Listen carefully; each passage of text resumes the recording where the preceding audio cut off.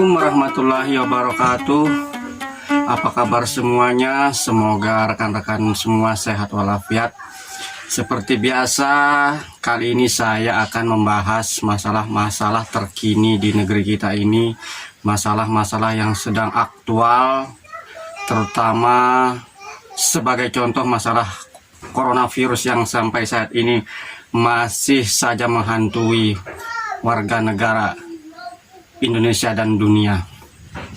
Oke, terkait dengan virus corona ini, akhir-akhir ini lagi santer kita dengar, bahkan sedikit menghebohkan karena begitu banyak warga yang menolak vaksin ini. Jangan nangis kawan. Bapak lagi online ini. Oke, kita lanjut. Begitu banyak warga masyarakat yang menolak vaksin ini, tidak mau divaksin karena melihat berbagai isu-isu yang tidak baik. Jadi masyarakat ini sepertinya takut atau gimana. Begitu banyak yang menolak vaksin. Bahkan yang kasihan itu seperti pegawai negeri, bila mereka menolak maka gaji atau insentif mereka tidak dibayar. Kasihan betul sebenarnya akibat menolak vaksin ini.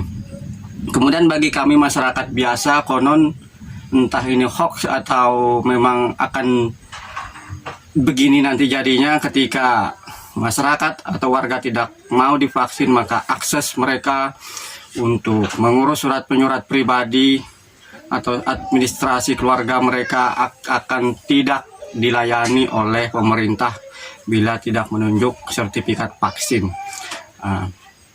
Jadi begitu ricuh negara kita ini akibat COVID-19 ini. Namun bagi saya pribadi sebagai warga negara Indonesia tercinta ini, saya juga begitu prihatin dengan keadaan ini. Saya kasihan melihat pemerintah. Makanya saya siang malam memikirkan bagaimana cara untuk membantu pemerintah ini supaya keluar dari krisis berbagai macam masalah ini. Sampai kurus badan saya, kasihan karena siang malam saya memikirkannya. Kasihan betul saya melihat pemerintah. Makanya saya sebagai warga negara yang bertanggung jawab, maka saya pun turut membantu, karena pemerintah ini kasihan kalau tidak dibantu. Karena sehebat-hebatnya pemerintah, bila tidak didukung oleh masyarakat maka dia tidak bisa berbuat banyak. Analoginya begini, sehebat-hebatnya Ronaldo memainkan bola, bila dia tidak didukung oleh 10 teman timnya maka dia tentu kalah. Bisa dipastikan kalah. Bisa jadi berita sedunia akan heboh memberitakan Ronaldo menangis terseduh-seduh karena gawangnya kebanjiran gol. Kalah, tidak dapat dihitung jumlah golnya karena dia bermain sendirian melawan kesebelasan lawan yang full. Nah, ini bila kita analogikan bagaimana keadaan pemerintah ini, harus kita bantu. Oke, lanjut. Jadi begitulah kondisi negara kita sekarang ini. Namun saya selaku analis masalah-masalah yang rumit mencoba membantu pemerintah dengan menganalisis dari sudut pandang yang lain, memakai logika terbalik. Semoga ini bisa memberi manfaat. Sebenarnya warga yang menolak vaksin ini, bila kita lihat dari sudut pandang anggaran negara, maka ini sangat menguntungkan. Dari mana logikanya? Begini, pemerintah kan menargetkan warga yang divaksin ini 75% dari sekian ratus juta warga negara kita. Andai dari 250 juta saja, maka nanti akan ada sisa 25% yang belum tervaksin, yakni sekitar 62,5 juta warga. Itu belum termasuk warga yang memang tidak mau divaksin. Belum termasuk warga yang memang menolak divaksin. Jadi 62,5 juta ini kali 2 kali dosis saja, maka akan kita temukan 124 juta dosis. Bila kita kalikan satu dosis itu harganya 200.000 saja, maka negara akan bisa menghemat anggaran kurang lebih 24,8 triliun.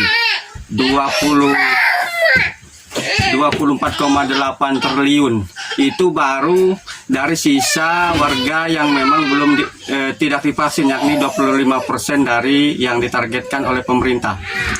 Seperti yang saya katakan tadi, belum lagi termasuk yang memang menolak divaksin, maka angka ini mungkin bisa menggelembung lagi menjadi 30 triliun atau 50 triliun. Anggaran negara bisa dihemat akibat banyak warga yang menolak vaksin. Jadi saya pikir mereka yang menolak divaksin ini tidak merugikan pemerintah, justru sebaliknya menguntungkan pemerintah, seperti yang saya katakan dari sudut pandang anggaran. Bayangkan, angkanya fantastis loh, sampai puluhan triliun bisa dihemat gara-gara banyak yang tidak mau divaksin ini.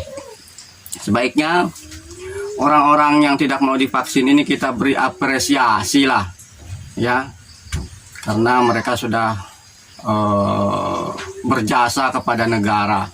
Sebagai contoh, misalkan kami yang tinggal di kampung atau yang udik-udik ini, ya sekali-kalilah dibawa jalan-jalan ke Jakarta, misalnya ke Tugu Monas, ke Ancol atau ke Taman Mini, supaya otaknya jadi fresh.